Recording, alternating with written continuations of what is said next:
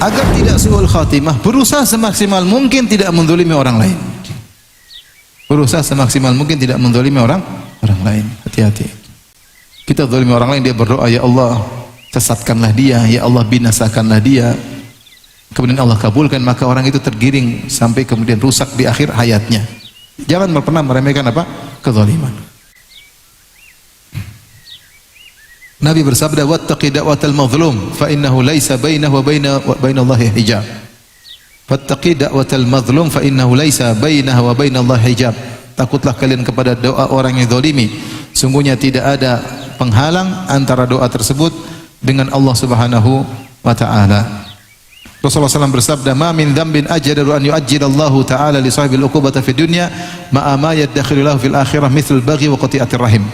Tidak ada dosa yang paling layak untuk Allah segerakan hukumannya di dunia beserta dengan hukuman yang Allah sisakan di akhirat, seperti dosa al-baghyu, itu menzalimi orang lain, wa qati'atir rahim, dan berbuat memutuskan silaturahmi. Maka seorang jangan sampai dia berbuat zalim kepada orang. Kalau dia berbuat zalim kepada orang lain, maka segera dia minta maaf sebisa mungkin. Segera dia minta maaf sebisa mungkin. Saya sering cerita juga kisah ini. Saya kenal seseorang, kejadian sekitar tahun 2000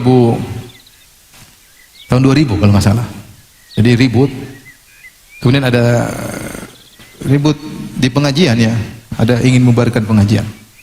Kemudian teman saya diginikan sama orang itu, mau dipukul. Tapi teman saya dia tidak lawan. Setahu saya dia juga jago karate, tapi dia tidak lawan. Mau dipukul, akhirnya tidak jadi. Subhanallah. 20 tahun kemudian, kalau nggak salah setelah Covid atau menjelang Covid, saya agak lupa. Ini orang yang pernah ginikan kawan saya. Dia menyesal, dia cari kawan saya tersebut. Dia cari setelah 20 tahun. Dia cari kemudian minta maaf. Dia masih ingat.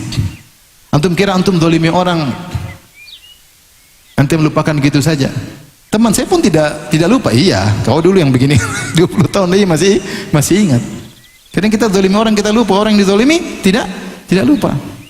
Maka dia pun minta maaf. Setelah itu dia meninggal dunia. Alhamdulillah Allah berikan dia taufik untuk minta maaf dari kezaliman yang dia lakukan. Hati-hati kalau orang marah kemudian dia doakan keburukan, kita bisa terkena keburukan. Ada juga seorang, saya diceritain oleh istri saya. Ini kisah, jadi ada seorang, taruhlah dia seorang penuntut ilmu atau seorang pendakwah, dia nikah poligami. Bukan saya, bukan. Istri saya cerita sama saya. Setelah itu istri keduanya dizalimi. Mungkin kurang didatangi, saya kurang tahu lah. Saya tidak tanya jelas tapi akhirnya istrinya bilang sama istri saya berdoa kepada Allah agar orang ini tidak diterima dimanapun dia berada. Subhanallah. Sini dimusuhin, ke sana diusir, ke sana di ini, ke sana. Ngeri. Maka jangan berbuat zalim. Bahkan kepada orang terdekatmu jangan kau zalimi. Justru orang terdekat, orang yang paling utama untuk kita baikin, bukan kita zalimi. Kalau orang yang dizalimi tadi ngangkat tangan mendoakan keburukan pada kita, kita bisa mendapatkan su'ul khatimah. Waliyadzubillah. Baik.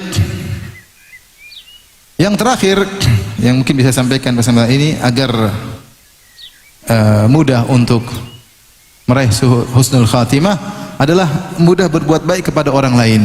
Dalam hidup ini kita berusaha mencari pahala dari sisi manapun yang mungkin kita lakukan. Dari sisi, saya ingatkan, kadang kita fokus pahala ke masjid, kadang kita fokus pahala untuk nyumbang masjid, kadang kita fokus pahala untuk baca Quran. Sungguhnya kita cari pahala dari sisi manapun yang bisa kita lakukan. Ketemu istri, bagaimana saya bisa dapat pahala dengan bermuamalah dengan istri? Pikir. Bermuamalah dengan anak, bagaimana saya bisa dapat pahala dengan bermuamalah dengan apa? Anak. Saya baikin, saya dengar curhatannya, saya berusaha menasehatinya, saya tidak cuek asal-asalan berbicara dengan dia karena saya ingin cari pahala dengan ngobrol dengan anak saya. Saya sisihkan waktu, saya ngobrol misalnya. Bagaimana saya bisa dapat pahala berinteraksi dengan pembantu? Bagaimana? Tidak saya rendahkan, saya tidak mentang-mentangin dia, saya tidak, ya pembantu ada batasnya, tidak boleh berlebihan. Bagaimana saya cari pahala dengan kawan, teman ngobrol? Jadi kita, bagaimana saya cari pahala di tetangga saya? Ini tetangga saya ini kesempatan saya dapat pahala.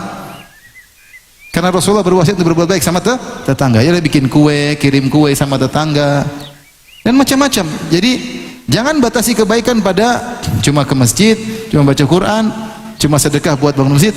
Siapapun di sekitar kita, kalau kita bisa ambil pahala dari orang ini, lakukanlah. Ketemu orang di jalan, orang tanya jalan mana? Oh ya Pak, ini cari pahala, niatkan. Sebelah situ, sebelah situ, sebelah situ. Saya punya kawan cerita, bapak dia punya kelebihan. Kalau ada orang tanya tentang rumah seseorang, Pak, tahu nggak rumah seseorang? Sini, sini, saya anterin. Dianterin. Setiap orang tanya, dia anterin. Dia tidak tanggung-tanggung kalau ingin menunjukkan rumah seseorang. Cari pahala itu kan dapat pahala atau tidak? Dapat pahala ya, akhi. Dapat pahala. Ada kawan saya pun demikian. Dia ada ibu-ibu bingung cari jalan, dia keluar dari pagar, terus dia tunjukkan, Bu, lewat sana, lewat sana, lewat sana, lewat sana. Istrinya lihat dari dalam, kunci pintu, nggak boleh masuk. Cemburu. Jadi niat baik, cuma salah cara. Harusnya bilang, Bu, ada orang susah, Bu, coba ibu kasih tahu, jangan dia yang maju. Dia tuh cantik juga ibu itu, dikunci pintu, selesai. Rasulullah bersabda, "Sona'iul ma'ruf taqi masari as-su." Perbuatan-perbuatan baik kepada orang lain mencegah kesudahan yang buruk. Mencegah kesudahan yang buruk. Maka berbuat baiklah kepada siapapun di hadapan Anda. Berusaha cari pahala. Pahala tidak mesti dengan materi. Dengan kita bersikap baik, dengan kita menghargai dia, dengan kita berbicara dengan sopan santun, kita niatkan cari pahala. Kita kasihan lihat seorang, apapun di hadapan kita, berusaha cari pahala dari orang di sekitar kita. Ada orang salah, kita maafkan, kita kasih uzur sama dia. Ya, manusia tidak bisa sempurna, sebagaimana saya tidak sempurna.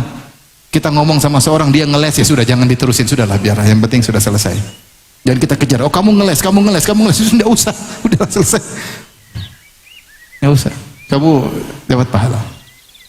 Berbuat baik kepada siapapun dapat pahala. Ya. Jangankan berbuat kepada manusia, orang berbuat baik kepada seekor anjing, sebagaimana dalam hadis wanita yang memberi minum kepada seekor anjing, ikhlas karena Allah, yang penting ikhlas, bisa buat dia masuk surga, apalagi berbuat baik kepada sama manusia.